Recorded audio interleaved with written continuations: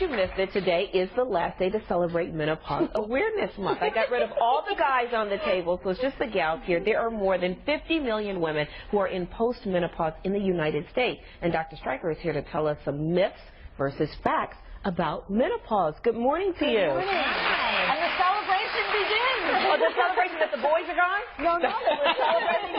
I always think what a joke, Menopause Awareness Week. I mean, women who are in menopause, they don't need a special month to know that they're having hot flashes, they can't sleep, they don't remember why they walked into a room. They are aware of this every day of every month. I know. But prostate cancer gets their own month, and Yeah.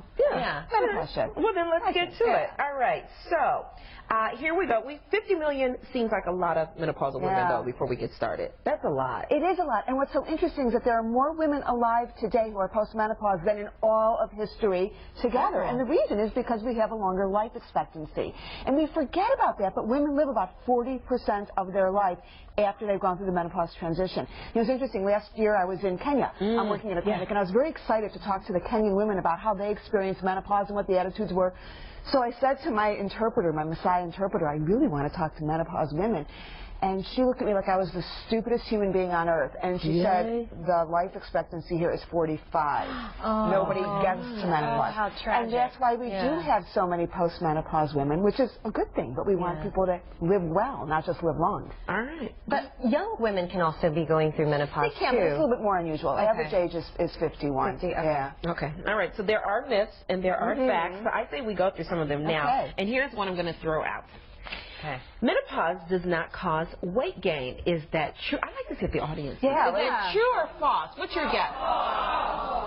False. What's your answer? The answer is women around the time of menopause do gain weight at the rate of about 4 pounds a year, but it's not menopause.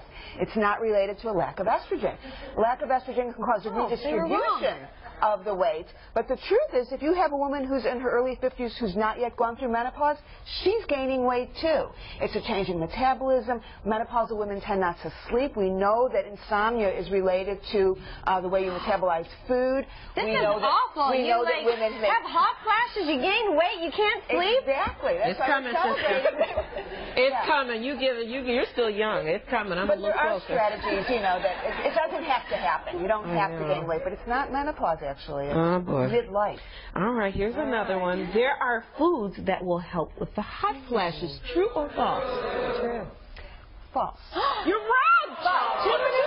But this is kind of a true or false. There are certain foods that will make it worse. So the idea is to avoid those foods. It's not like if you eat certain foods, you're not going to have hot flashes. But a lot of women, particularly spicy foods, all the good stuff, wine, those things can trigger a hot flash. So you have to figure out what's triggering it for you, and you may want to avoid. Wow, this is even getting worse. Now you can't even drink wine. Boy, Gigi. All right, so it's harder to have, get ready for this one. You ready? It's harder to have an orgasm after menopause. True or false? That's a mixed reaction here. Well, but that's exactly what the answer is, a mixed reaction. There are some women that everything is fine, nothing changes, but a lot of women do start to have more trouble.